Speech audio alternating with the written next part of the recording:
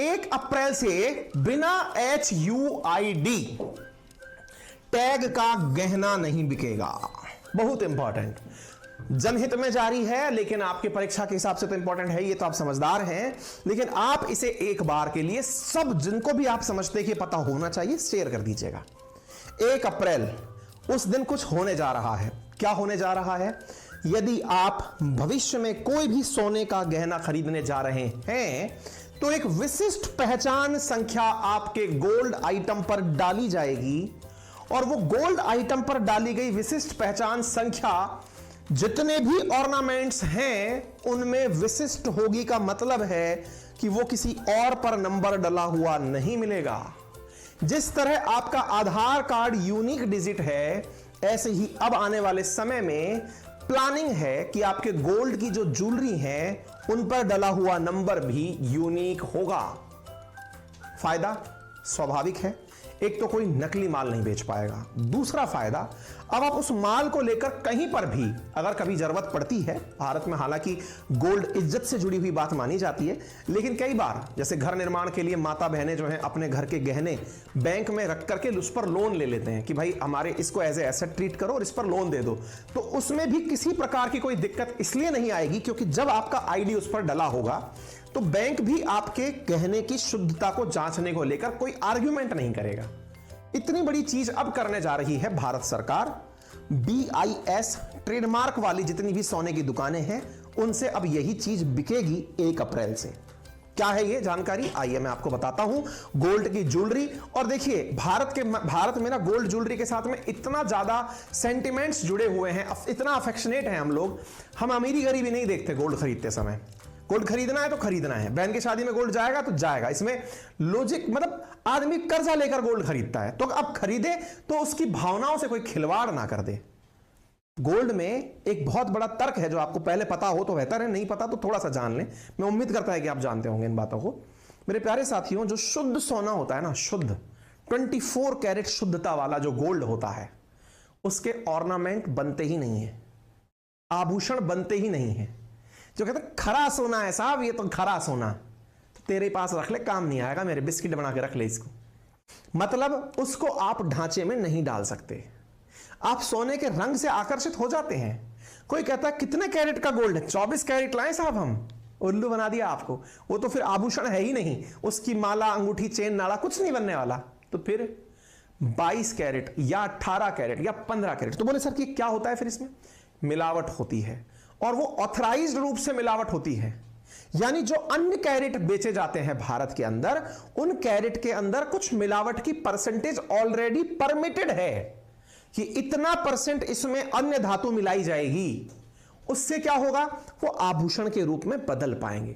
बिना HUID के नहीं बेची जाएगी, ये लॉ बन चुका है, मतलब ये लागू होने वाला है। ठीक है, तो भाई मुद्दा क्या है? केंद्रीय उपभोक्ता मंत्रालय ने अपने द्वारा एक हॉलमार्क विशिष्ट पहचान संख्या आभूषणों के लिए जारी कर दी है। ये आज से नहीं चल रहा है बाय द वे, ये जुलाई 2021 से चल रहा है। पायलट प्रोजेक्ट चला, पहले कुछ जिलों में चला, फिर धीरे धीरे अब जाकर पूरे देश पर इंप्लीमेंट कर दिया गया। यानी ये ऐसी स्थिति नहीं है कि एकदम धप्पा बोल दिया मित्रों आज आधी रात से नोट चलना बंद हो जाएंगे, ये वो चीज नहीं है। 2 साल पूरे इसके ट्रायल के हो चुके हैं, अब ये जाकर लागू हो रहा है। जो हमारे गहना व्यापारी हैं वो इस बात से अवेयर हैं। तो अब ये है क्या? HUID है hallmark unit identification. Hallmark unique identification, मेरे जितने भी प्यारे मित्र सखा साथी हैं जिन्हें ये कंटेंट चाहिए, इसके लिए परेशान ना हो। पहली चीज तो हम अपने टेलीग्राम पर, आईडी का मतलब क्या हुआ? हॉलमार्क यूनिक आइडेंटिफिकेशन 1 जुलाई 2021 से सोने के आभूषणों पर BIS हॉलमार्किंग प्रतीकों के हिस्से में पेश किया गया था।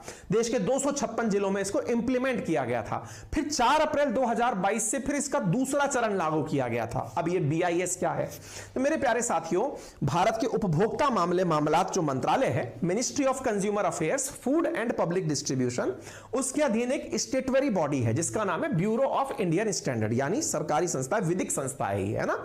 कानून के द्वारा जो बने विधिक कहलाती है, और जो कानून के द्वारा ना बने, तो बोले कैसे बने फिर? जो कॉन्स्टिट्यूशन में लिखे आर्टिकल से बने वो संवैधानिक कहलाती है ना। तो ये विधिक बॉडी है। इसका निर्माण कब हुआ था? 1986 में हुआ था। मुख्यालय दिल्ली में है और इसके अंदर इस समय प्रमोद कुमार जो है वो इसके डायरेक्टर जनरल हैं। EIS जो है वो आगे चल के आपके आभूषण पर एक और मार्किंग करने जा रहा है। कैसी मार्किंग करने जा रहा है? एक 6 अंक का अल्फा न्यूमेरिक कोड देने जा रहा है। अल्फा न्यूमेरिक मतलब जैसे मान लो लिख दिया गया 1 2 A B 4 C alpha numeric, या फिर 1 B A 2 3 D, ऐसे करके कुछ भी अल्फा और न्यूमेरिक, अल्फाबेट भी और न्यूमेरिक, कुछ भी नंबर डाल दिया जाए रैंडम, ऐसे करके अल्फा न्यूमेरिक प्रकार से अंक कोड की जो व्यवस्था है वो HUID के द्वारा शुरू की जा रही है। तो आपसे ऑप्शंस पूछे जा सकते हैं HUID के अंदर किस प्रकार की विशेषता होती है, तो ये होती है। ठीक है, हॉलमार्किंग के समय आभूषण के हर टुकड़े पर HUID दिया जाएगा। मेरे प्यारे साथियों, एज पर HUID का कोड डाला जाएगा। ठीक है, इस पर विशिष्ट नंबर पर परख और हॉलमार्किंग केंद्रों में आभूषणों पर मैन्युअल रूप से मोहर लगाई जाएगी।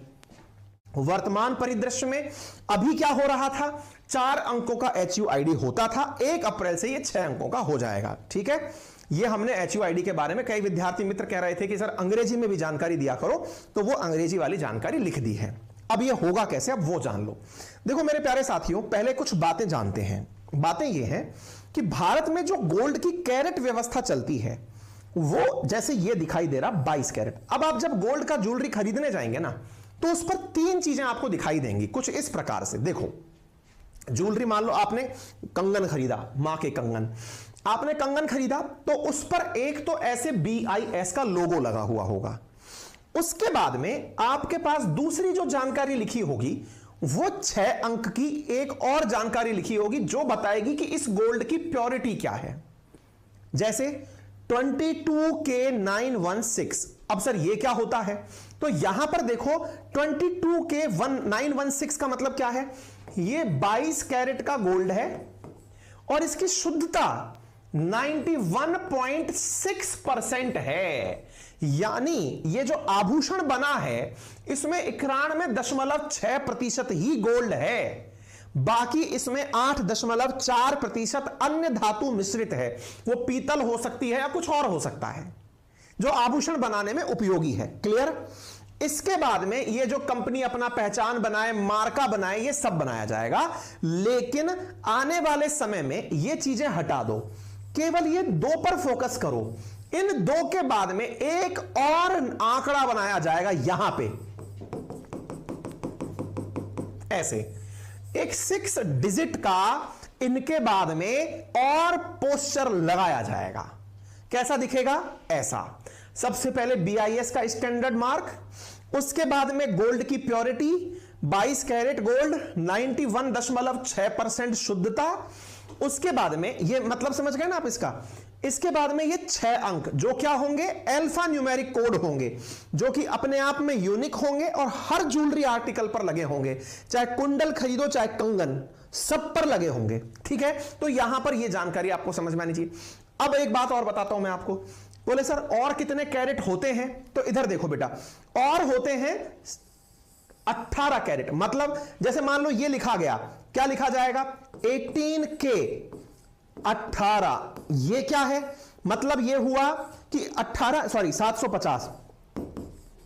इसका मतलब क्या है? 18 कैरेट गोल्ड के अंदर जो है 75% ही गोल्ड की प्योरिटी होती है भाई। 18 कैरेट का गोल्ड अगर आप खरीद रहे हैं तो उसमें 25% मिलावट है। जैसे कई दुकानों पर होता है ना, गोल्ड का सामान लेके आए साहब, उस दुकान पे बहुत सस्ता मिलता है, तो अनभिज्ञता में क्या होता है, वहां पर 18 कैरेट गोल्ड के ही माल को आपको बेचा जाता है।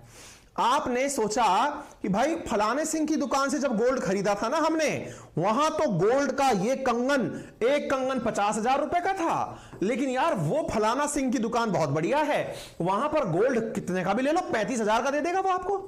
अरे तो वो क्यों दे रहा है ये तो जानो। आप उससे पूछोगे हाँ भाई गोल्ड का है, वो कहेगा हाँ गोल्ड का है। आप पूछो कितने कैरेट का है? 18 कैरेट का है। आपको लग रहा है अच्छा हाँ तो होता होगा, कोई आपसे ज्यादा जानकारी ले, 18 कैरेट होता क्या है? अजी कुछ नहीं, ऐसी बस प्योरिटी को जांचने की है। अजी आप जानते हो आजकल भाई साहब वो शुद्धता नापने के सरकार ने साहब ये फालतू के वो चलाए हुए हैं। आपका तो अपने साथ परिवार का विश्वास है, पुराने जानने वाले हो आप अपने, हैं आपसे धोखा करेंगे कभी भी ले आना आप और बोलो आपको गारंटी क्या चाहिए। आपका ये जो माल है आप कभी भी बेचने ले आना, मैं हूं बैठा हूं ना यहाँ पे, आपका गोल्ड एज इट इज ले लूंगा, सेम दाम पर आपको वापस भेज दूंगा। फिर टेंशन क्या है? टेंशन आप भगवान थोड़ी हो, आप परमानेंट थोड़ी हो।